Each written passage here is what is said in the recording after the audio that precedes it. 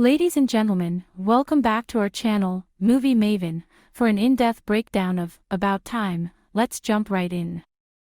Tim Lake, Domhnall Gleeson, embarks on a portrayal of both himself and his family. He often saw himself as excessively tall, excessively slender, and an overly vibrant shade of orange. His mother, Lindsay Duncan, was known for her lack of sentimentality. At the same time, his father, James, Bill Nighy, a former university professor, had transitioned into a leisurely routine of reading and table tennis. Uncle Desmond, Richard Cordery, a somewhat peculiar figure who appears to be grappling with Alzheimer's, and his sister Katherine, affectionately called Kit Kat, Lydia Wilson, a carefree soul, complete the familial picture. Tim fondly recollects numerous joyous moments spent together on the beach and within their Cornwall, England abode. Tim's parents throw a New Year's Eve celebration, an event Tim isn't particularly keen on joining. He and his friend Will Merrick awkwardly collide with a table, causing drinks and bottles to scatter, some even spilling onto the attendees. Kit Kat gets involved with a guy named Jimmy Kincaid, Tom Hughes, while a charming young blonde woman displays an attraction toward Tim.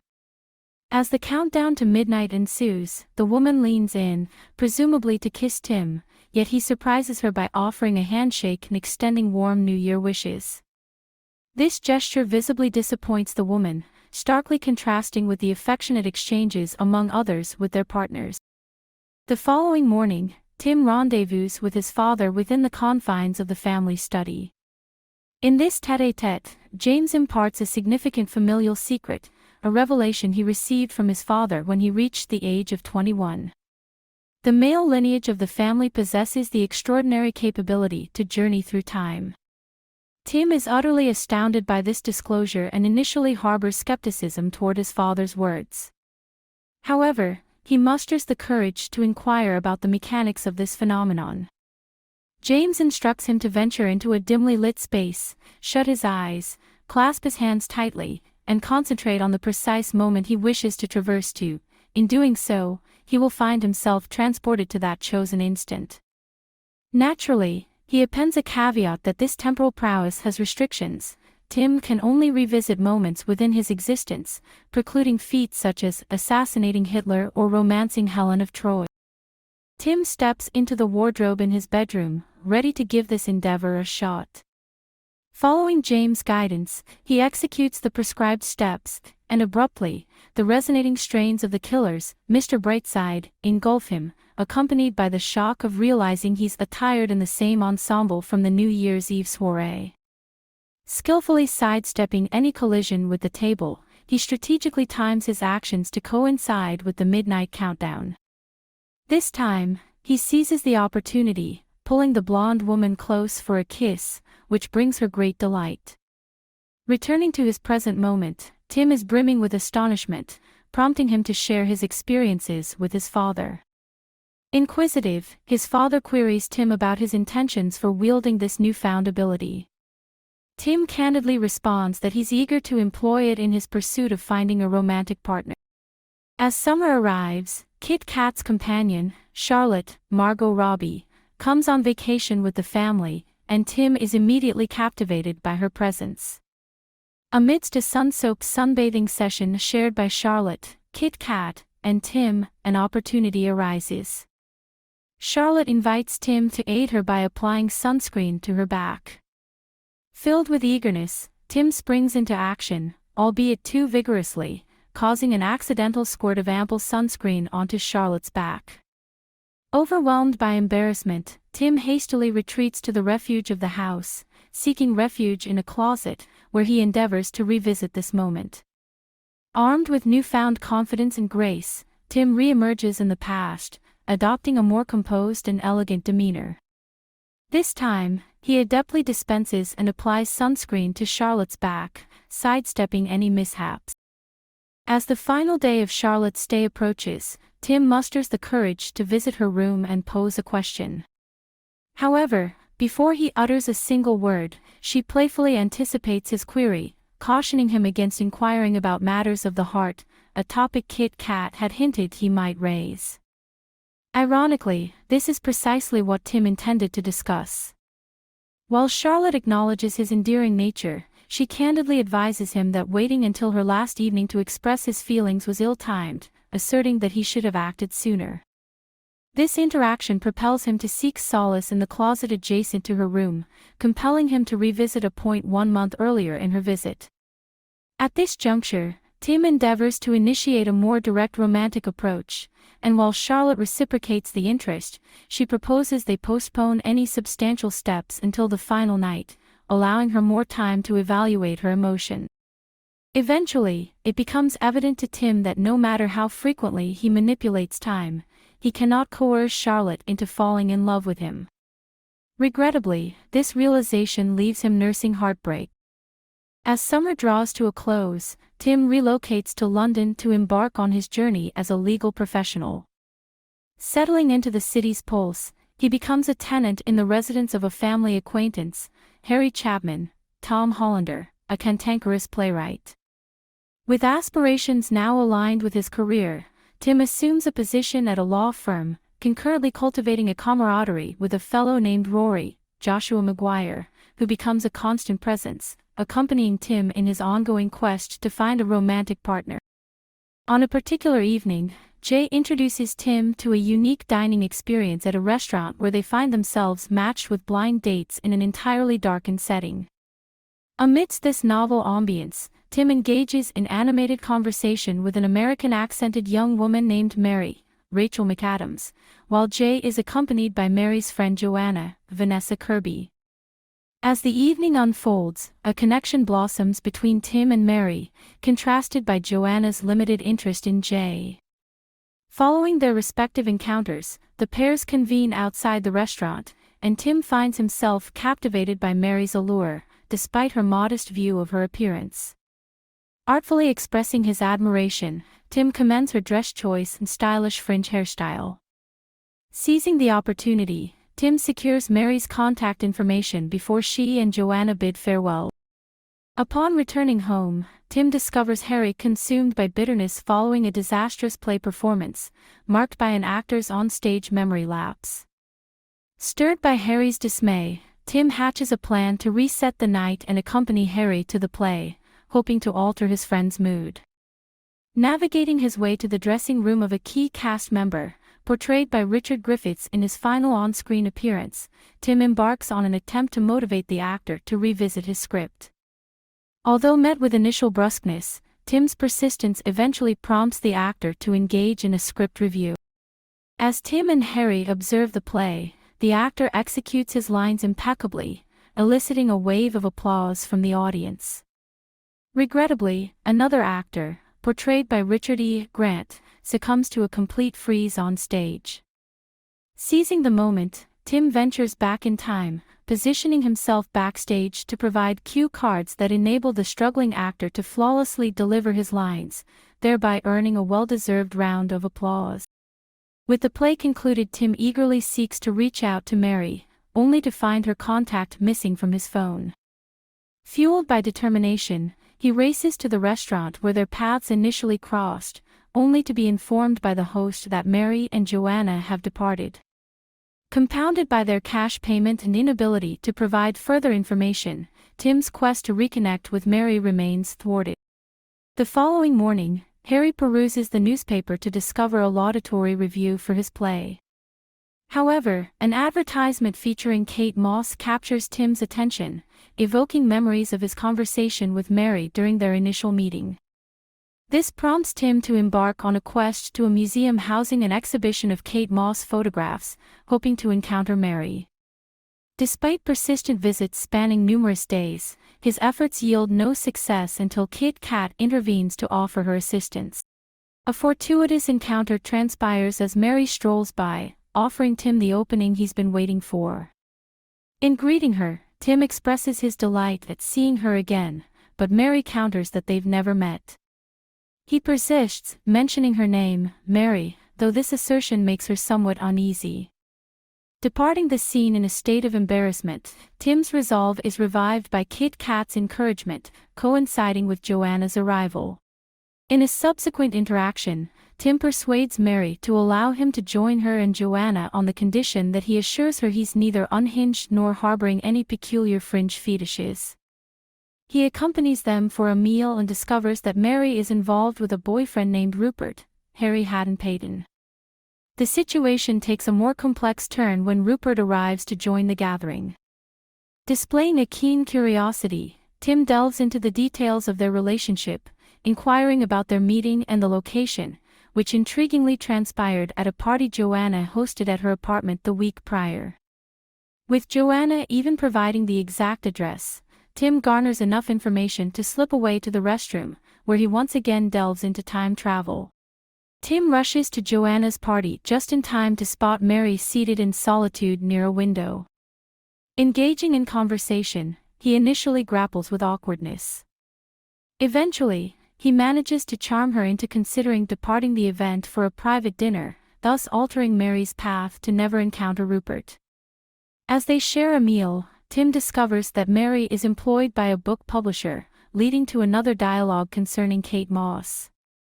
The evening concludes with Tim accompanying Mary to her doorstep, culminating in their inaugural kiss. Subsequently, Mary invites Tim to come inside, signaling an intimate encounter. However, their first attempt encounters some hurdles. Undeterred, Tim opts to revisit the moment through the lens of time travel, resulting in improved results.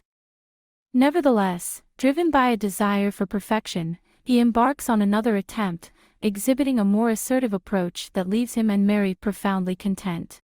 Tim and Mary formally commence their relationship, traversing numerous months together, often traversing a train station backdrop accompanied by the serenading strains of a romantic musical ensemble. This lyrical journey encapsulates their blossoming love story. However, a surprise visit from Mary's American parents casts an unexpected twist in their narrative. Just as they approach their apartment, Mary informs Tim of her parents' imminent arrival, stressing their conservative nature and urging him not to allude to their intimacy. As Mary's parents enter, Tim's nervousness gets the best of him, leading to an impulsive and inappropriate comment regarding their intimate activities. Recognizing his blunder, Tim promptly seeks refuge in a nearby closet, utilizing his time travel prowess to undo his thoughtless words. In the revised timeline, he sits down to share a meal with Mary and her parents. Mary's affection for Tim deepens throughout this interaction, culminating in her heartfelt expression of love for him. Tim and Rory attend a play on a particular evening, where Tim discerns Charlotte's presence alongside her friend Tina, Katherine Stedman. Following the performance, Tim seizes the opportunity to greet Charlotte, who introduces Tina as her companion. Misinterpreting the situation, Tim erroneously concludes that Charlotte rejected him due to her presumed sexual orientation, under the impression that she referred to Tina as her girlfriend in the romantic sense. Charlotte clarifies that her usage of a girlfriend didn't imply a same-sex relationship, but Tim's error confuses her.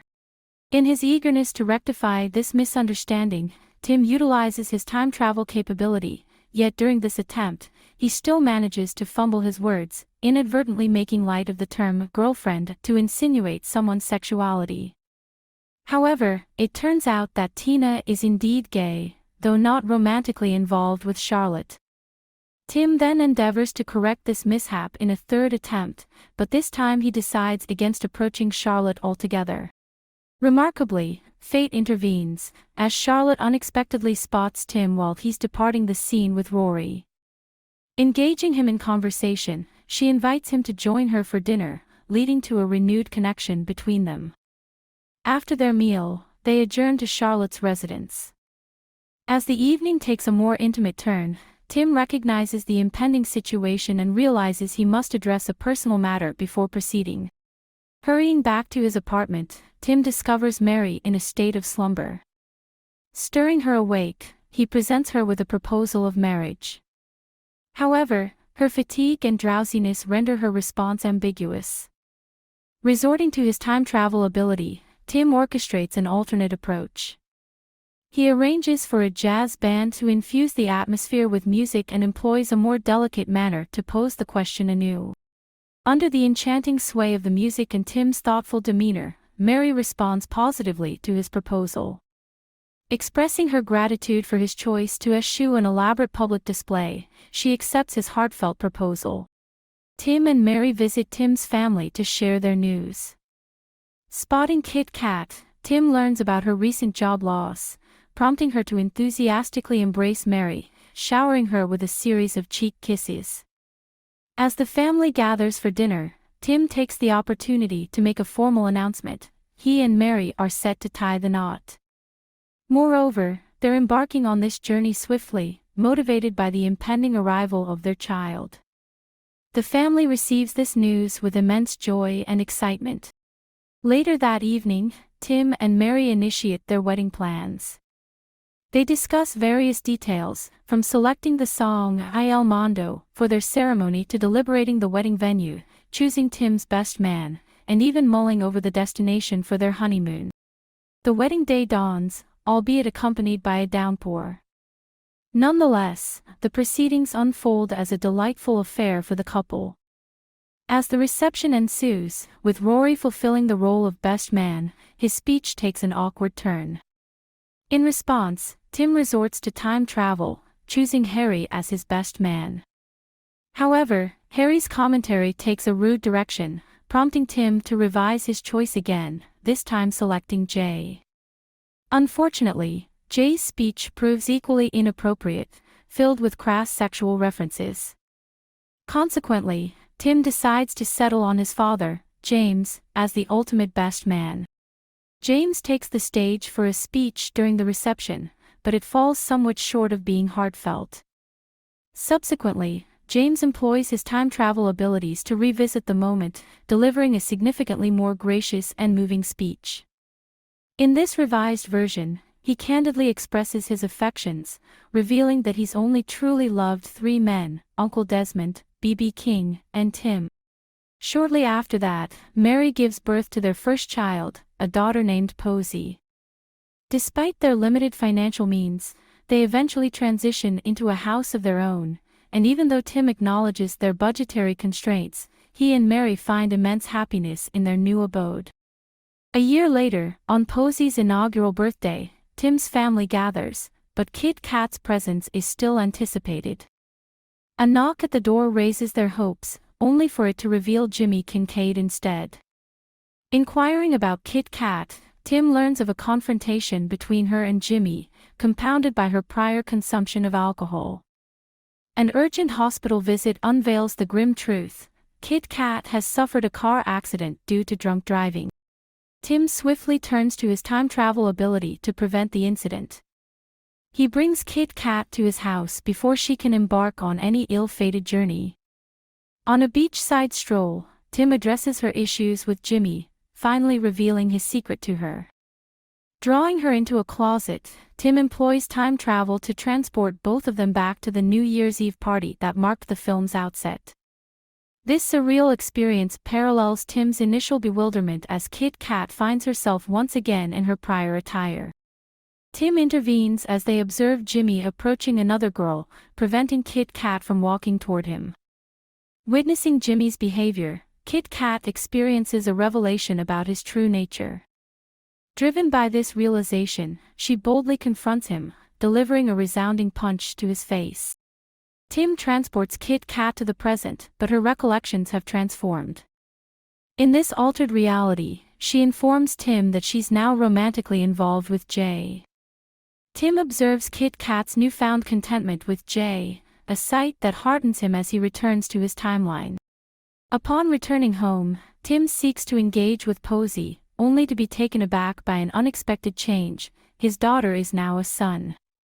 To decipher this puzzling twist, Tim employs his time travel ability again, retracing his steps to the day of his child's birth. He engages in a conversation with his father, James, who elucidates that Tim's time travel actions with Kit Kat have inadvertently reshaped the timeline, leading to the birth of a son instead of a daughter. Recognizing the implications of his actions, Tim resolves to undo Kit Kat's altered timeline to ensure the birth of Posy. While the car accident still affects Kit Kat, Tim and Mary remain steadfastly by her side until she commits to severing ties with Jimmy and preserving her job. Before departing, Tim confides in Kit Kat, revealing Jay's long-standing feelings for her and encouraging her to converse with him. As expected, Posey remains a constant presence, and Tim enjoys some playful moments with his daughter. He confides in Mary about his desire for another child, even though Mary harbors reservations about going through the pregnancy process again. Nevertheless, they decide to expand their family and welcome another baby, this time a son named Jeff. Tim and Mary prepare for a dinner engagement with Mary's publisher on a particular evening. Throughout the evening's preparations, Mary goes through several wardrobe changes, expressing dissatisfaction with her appearance despite Tim's reassurances that she looks beautiful in anything. Ultimately, she reverts to the very first dress she tried on. Curious about their daughter's whereabouts, Mary inquires about Posey's location, to which Tim responds that he left her downstairs. Regrettably, Posey was left alone with the publisher's manuscript, resulting in a messy situation as she used crayons to color it and fed it through the paper shredder. Mary's reaction is one of intense fury, and as Tim contemplates using time travel to rectify the situation, Mary intervenes, preventing him from leaving. The phone rings, and Mary answers it with frustration, later apologizing when she realizes it's Tim's mother on the line. She passes the phone to Tim, whose expression grows apprehensive as he converses with his mother. Tim and Mary accompany Kit Kat as they return to the family's Cornwall residence. Kit Kat rushes inside, visibly distraught, while Tim engages his mother in conversation, inquiring about her well-being. Her candid and poignant response, "I am absolutely uninterested in a life without your father." Uncle Desmond shares with Tim the sad news that James has been diagnosed with lung cancer. He reflects on the memory of Tim's wedding day when James professed his love for Desmond, a moment that had marked one of his happiest days. Now, with this news, it stands as one of his most disheartening.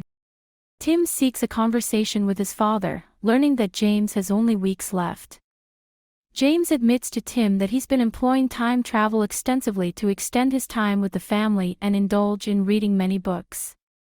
He reveals another secret to Tim during their discussion. Tim recounts how his father imparted a dual-phase strategy aimed at savoring life. The initial stage involves navigating through a day as it unfolds naturally. Viewers witness Tim's routine, from his work routine to catching Rory's reprimand by their boss, indulging in lunch, and attending a courtroom case alongside Rory, which concludes victoriously. This segment encapsulates the day's inherent challenges and pressures. The plan's second phase entails revisiting the same day through time travel, but this time, embracing it with a more positive outlook. Tim retraces the events with a buoyant spirit, fostering an atmosphere of optimism. Even Rory, his colleague, gets to partake in the day's enjoyment. The day of James's funeral arrives. Amidst the preparations, Tim engages in time travel to a poignant moment with his father.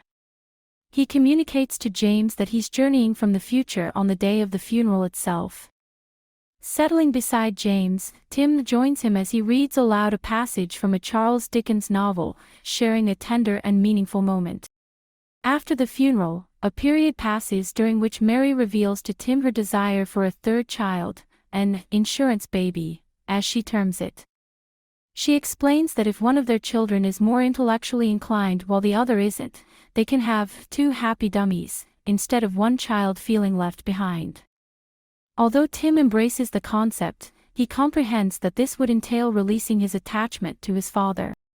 Throughout the subsequent 9 months, as Mary's pregnancy progresses with their third child, Tim continues his daily routine of time traveling to visit his father. Approaching the 9th month, as Mary's due date approaches, Tim embarks on a final visit to his father. They engage in a game of table tennis, leading to James inquiring about his reward. In response, Tim playfully offers a kiss, the significance of which dawns on James from Tim's expression.